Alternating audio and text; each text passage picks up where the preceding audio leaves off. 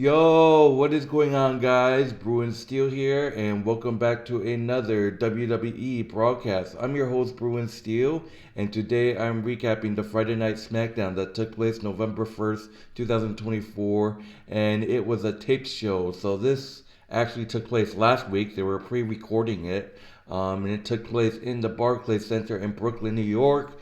And I'm recording this on a Saturday morning, and Crown Jewel actually takes place in a few hours, so be sure to check out Crown Jewel at 1 p.m. Eastern Time, 10 a.m. if you're on the Pacific Coast. But my good friend Canadian Yorker won't be able to make it for this broadcast. He made it for my Crown Jewel prediction. So if you haven't checked it out, be sure to check that video out. And like always, I said this before, me and Canadian Yorker has been extremely busy, especially Canadian Yorker.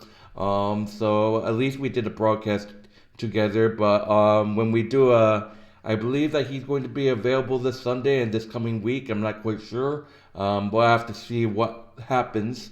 But let's get started. So, the show opens up with Nia Jax making her entrance and getting on the mic. She says right now there's only one thing on her mind: the Women's Crown Jewel Championship. She wants it, and if you haven't noticed, she usually gets what she wants. The last time she was in Saudi Arabia, she wanted to become Queen of the Ring, and she did that. And she basically said at SummerSlam she wanted to become WWE Women's Champion, and she did that. And Nia Jax said anything and everything that gets in her way gets annihilated. And at Crown Jewel, she said she'll leave Liv Morgan crying on the floor with her dirty, disgusting. And then she gets interrupted by Raquel Rodriguez, Liv Morgan, and Dominik Mysterio. Liv Morgan said Nia thinks she's special, but she isn't. And she became successful this year too, retiring Becky Lynch. Dude, Liv Morgan's still saying that she retired Becky Lynch, but obviously I think Becky Lynch is coming back to become WWE Women's World Champion with Mysterio's help. And last time they fought, she won. So if she was Nia, she'll stop dreaming now. They get interrupted by Tiffany Stratton. Tiffany tells Liv that it's going to be Tiffy time and she's going to be the new Women's World Champion. And Nia agrees. Stratton tells Nia to not get too comfortable because she can cash in on her on because she can get cashed in on too. Liv Morgan laughs about it and says she surrounds herself with people she trusts. Tiffany tells her she hasn't decided, and they both pissing her off. And Tiffany's asked Liv if Dominik comes with the title and says she could use some dirty in her life. Liv said that she thinks she already has enough dirty in her life, and that gets Tiffany to clock her one and sends her to the floor. So that's the opening segment. So really interesting question is Tiffany Stratton gonna cash in? Because honestly, I want to see a Tiffany Stratton cash in at WrestleMania, but it's like the question is this is the time? This is the perfect time. Like in my own opinion, I would try to cash in right here because you're gonna have both champions in that ring, and one of them's gonna go down. So I can probably see Tiffany Stratton cashing on maybe Liv, maybe Nia. But if you guys haven't seen my prediction, I had Nia beating Liv Morgan. Obviously, I mean Liv Morgan could win, and actually, Tiffany could just betray Nia Jax, and I just still think maybe Rhea Ripley's gonna come and cost Liv the match. We have to see what happens. But starting off with the first match of the Friday Night SmackDown, we got Liv Morgan going one-on-one with the Tiffany Stratton. Liv Morgan going one-on-one with Tiffy time, Tiffany Stratton. Liv Morgan throws her to the floor and bounces her off of the barricade before throwing her into the Prime Hydra station and hammering him with punches. Being gross with Dominik back inside, Stratton recovers but gets shotgun dropkick into the turnbuckle. Backsplash rising knee counters. A Tanarok bar bomb. A little back and forth. Liv takes momentum. Liv Morgan's cheats basically and wins with a schoolboy pin with a handful of tights. So Liv Morgan holding on to Tiffany's tights, whatever you call it.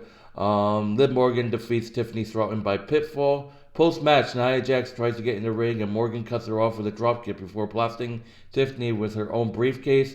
Nia takes the case from her and whops Liv and Raquel both before hitting the Podolski drop and sitting on her. So basically, Nia Jax hitting Dominik Mysterio with the briefcase as well.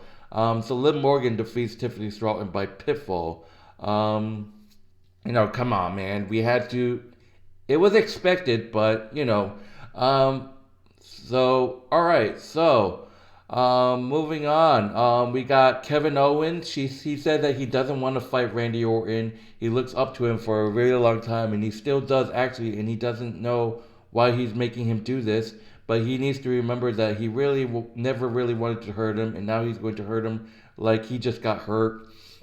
Moving on, we got the Pretty Deadly, Elton, Prince, and Kit Wilson versus the Street Profits, Angelo, Dawkins, and Montez Ford.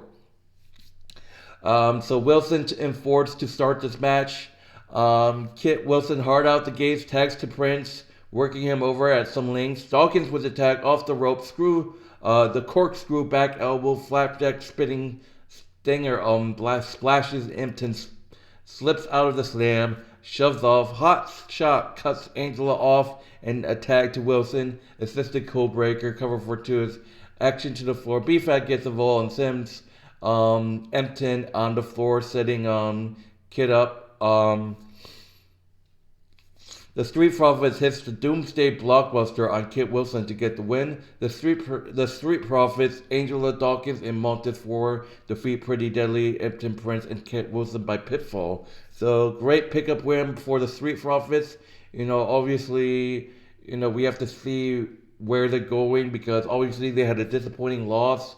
Trying to get into that, tag team picture. And Pretty Deadly, we haven't seen Pretty Deadly in a while. They're okay, I guess. But great pickup win for the Street Profits as they defeat Pretty Deadly by pinfall. So obviously we have to see what's next for them. Obviously, Pretty Deadly, I guess they're okay. They could be in the tag team mix, but moving on, we got Bayley and Naomi teaming up with Bayley teaming with Bayley teaming up with Naomi, and they faced off against Candice LeRae and Indi Hartwell. Before we get into this match, I want to give my condolences to Indi Hartwell. It was announced that she is leaving WWE, which comes to a shock. Obviously, Indi Hartwell is an amazing wrestler. And it's going to be sad to see her go. So condolences to Indi Hartwell. Thank you for everything you have done for WWE. And I want to wish you all the best of your condolence, what you're going to be doing in the future. So hats off to Indi Hartwell. We're going to miss you. But Bayley and Naomi versus Candice LeRae and Indi Hartwell. Hartwell and Bayley to start. Indi in control. Action to the floor. Bayley still on the wrong side of town as the heels work her over. Block the tag. Throw the role model to the apron. Tag to Hartwell. But Bayley starts rolling. Pass Indi into the corner. Big elbow. Knee drop to the corner. Naomi with the tag. Running hot, but Candice almost steals it with a schoolboy. Running stomps in the corner. Bayley with a tag. Naomi takes Indi out. LeRae back body drops her to the apron. The role model with the stunner in the ropes. Bayley accidentally knocks Naomi down, and it's a tag.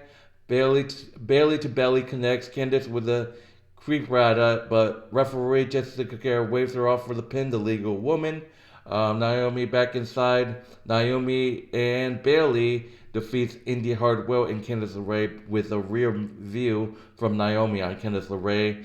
Bayley and Naomi defeats Candice LeRae and Indi Hartwell. Like I said, Indi Hartwell announced that this will be probably her last match.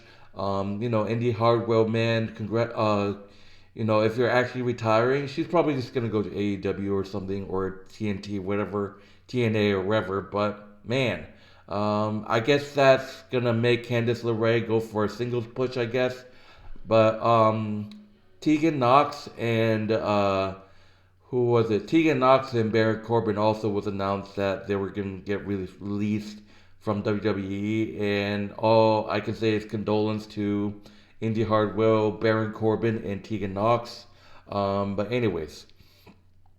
Alright, moving on. We got Roman Reigns and Big Jimmy Uso making their entrance Jimmy Uso gets on the mic and tells Roman Reigns that they're not solid one bit, and he loves Roman, but he needs him to listen to him what he's about to say. He needs him to drop the beef he got with Uso. He made up with his brother, and now it's time for Roman Reigns to make up with his cousin.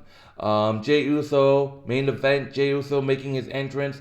He wants to get one thing clear. Jey Uso said that this fight, he only took it to get back at Solo Sikoa for costing him his championship. This right here, the three of them ain't all the way fixed yet. And if he's going to be honest, Jey Uso said it's taking everything he's got to stand in this ring side by side because he hasn't forgotten what Roman did to him. Physical damage, emotional damage, mental damage. Jey said he's not going to let Roman Reigns tell him what to do and how to do it because he's not his lackey anymore. They're equal now, all three of them. Equal side by side. They can run this thing like they used to back in the day, but he's telling Roman now if he even speaks or treats him with a slight disrespect, he's gone, he's out. And Jey said, and if Roman doesn't like what he's saying, he can walk too, or you'll see him tomorrow at Crown. So basically, Jey asked Roman if they're gonna do this damn thing or not. Roman Reigns is soft for it, and then he said yeet. And the Usos and Roman has officially reunited, putting the ones in the air, baby. So Roman, Jey, and Jimmy are back together. I still think there's going to be some issues in this tag team, six-man tag team match, obviously, between Jey and Roman. I feel like Jey could just walk out, maybe. Because if you haven't seen my prediction video for Crown Jewel, I said that the best storyline is to have the new bloodline beat Roman and the Usos, obviously. But moving on, we see Motor City Machine Guns with an interview, and A-Town Down Under rolls up, and Grayson Waller invites them to the biggest talk show in town. Alex Shelley thinks he missed Miz TV, but Waller wants to invite them to the Grayson Waller effect. So Motor City Machine Guns on the Grayson Waller effects next week. That's going to be interesting. Maybe we can see Grayson and Austin Theory back in a title picture, maybe, obviously. So we have to see what happens. Moving on, we got a huge fatal four-way. Bianca Belair versus Io Sky versus Lash Legend versus Pimper Niven. Be sure to check out this fatal four-way tag team match for the WWE Women's Tag Team Championship that's happening. You got Bianca Belair and Jade Cargill, Io Sky, Kairi Sane, Lash Legend, I can't remember her name. Jakara, sorry, Pimper Niven and Chelsea Green. Pairing off the Brawling Stars, Io Sky trips Legend up on the apron, back inside, Lash and Niven's wipeout with double laterals, Bianca with a handspring moonsault cover for two, putting everyone on the floor, Bianca with a plex, but Pimper and Lash catch her and throw her into the barricade. The match into everyone doing single territory. The alliance between Legend and Nivens breaks down and they start trading elbows and slaps. Belair diving crossbody, fighting in the corner. Pimper and Lash gets under her, and Sky returns to dropkick Bianca and knocks the whole pile over. Io running hot. Nivens gets under her, and Bianca Belair powerbombs the whole stack of a Tower of Doom. Folding press, Lash breaks it up, inverted side slam. Chelsea Green pulls Legends off of the cover, and Jakara Jackson attacks her. Kairi Sane fights with Jackson on the floor. Jade Cargill blasts Jakara with a pump kick. Match breaking down. Bianca has Lash up. KOD by Bianca on Lash. Io Sky with the moonsault. Io Sky with the diving moonsault at Lash Legends to get the win. Io Sky defeats Bianca Belair, Lash Legends, and Pimper Nivens to get the huge win in this fatal four-way. Wow, this match was great, man. It was unbelievable. I enjoyed this match. It was great. But in my prediction for Crown Jewel, I said that Damage Control was going to win the titles, but I'm not even sure if that's the case. We could obviously see Bianca and Jade retain. And like I said, I fucking swear to God, if Chelsea Green and Pipper wins the title, I'm fucking done, man. This is bullshit. I'm going to be breaking walls, whatever. But Io Sky gets the huge win in this fatal four-way, hitting the moonsault on Lash Legend. So that will do it for this fatal four-way, and we are moving on to the main event, which is Gunther and Ludwig Kaiser, Imperialism versus Legacy, American Nightmare, Cody Rhodes, and Randy Orton. So obviously, this huge match that's going to happen at Crown Jewel, Cody Rhodes and Gunther. Rhodes and Gunther to start, but the ring general immediately tags out and Kaiser goes to work. Rhodes break free, drop down slap, springboard, block, cheap shot from Gunther. The ring general tags in and disdainful boots. Imperialism continues to work on American Nightmare. Orton with the hot tag. Gunther blocks the RKO. Match breaks down. Cody legal. RKO connects on the ring general. Crossroads from Cody Rhodes on Ludwig Kaiser. Legacy. Cody Rhodes and Randy Orton defeat Imperialism. They defeat Gunther and Ludwig Kaiser by pinfall off of a crossroads from Cody Rhodes on Ludwig Kaiser. So big pickup win for Cody and Randy. Kind of expected that they were gonna win. The baby faces start to celebrate, but Kevin Owens is here with a chair and he whoops Orton and Rhodes both. Well, I think it was Gunther who chokes Cody out with the Gojira clutch as referees and security swarm the ring, which is the end of the show. So I can't wait for Crown Jewel, guys. It's going to be unbelievable. Legacy defeats Imperialism by pinfall, and obviously Kevin Owens. Kevin Owens is going to be insanely great as a heel. So I can't wait to see how this goes. I mean, the question is Randy Orton going to join him at some point, but I don't know. But anyways, that would do it for Friday Night Smackdown. Thank you guys for watching. In terms of grading, I give this show a... I like this show. This was a great show. It had some intense matches, so I'm going to give this show an A-. I thought it was great. But anyways, my name is Bruin Steel. Thank you guys for watching. If you haven't done so, check out my friend Canadian Yorker's YouTube channel. The link will be in the description of this video, as well as our WWE Wrestling Bros channel, which is our wrestling channel. That link will also be in the description of this video as well.